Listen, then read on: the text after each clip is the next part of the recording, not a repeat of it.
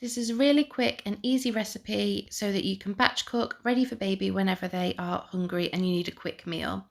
First, you want to peel and chop the potatoes, and then you're just going to boil them up in a pan until they are nice and soft. I love to make these so that I've got a stockpile in the freezer, and it just makes life so much easier in the future. It's also great for reducing food waste when you need to use up potatoes. Once the potatoes are soft, you drain them and add butter, and then you mash them until they are really nice and smooth. You don't need to add anything else. If you add milk, it can make it a little bit too runny, so I just like to use butter. There's no need for any salt because it's not good to put in with baby's food. Next, you need to add some beans and some cheese. I tend to add about 3 dessert spoons full of beans, but honestly, I just tend to eyeball it. So that's 1 dessert spoonful per potato, if that makes sense.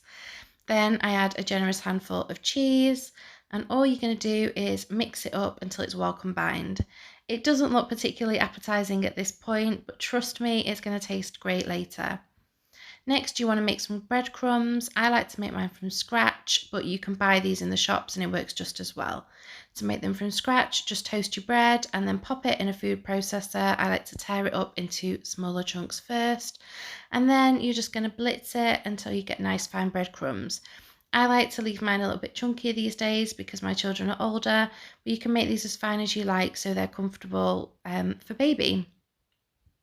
After that, you're going to tip them into a bowl, and these are what's going to coat your cheesy bean balls and keep them all together. This bit's quite messy, so you just want to take a handful of mixture, roll it up into a ball like this. You don't need egg mixture because I find that makes it a little bit soggy and soft, and the potato is sticky enough anyway to hold the breadcrumbs, so you don't need to add egg, which is great if you've got children with egg allergies. Just coat the balls with the breadcrumbs as evenly as you can, and yeah, that's pretty much it. So you can see I'm making up the rest of the balls here, trying to make them as even as possible.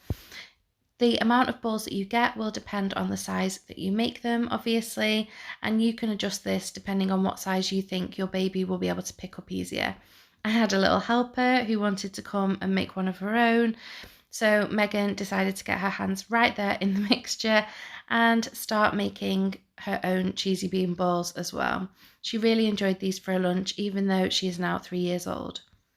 After that, you want to pop them in the oven, and I cook them at 180 degrees for about 20 minutes, just until they're nice and golden. Megan helped me do the washing up. She seems to really enjoy this at the moment.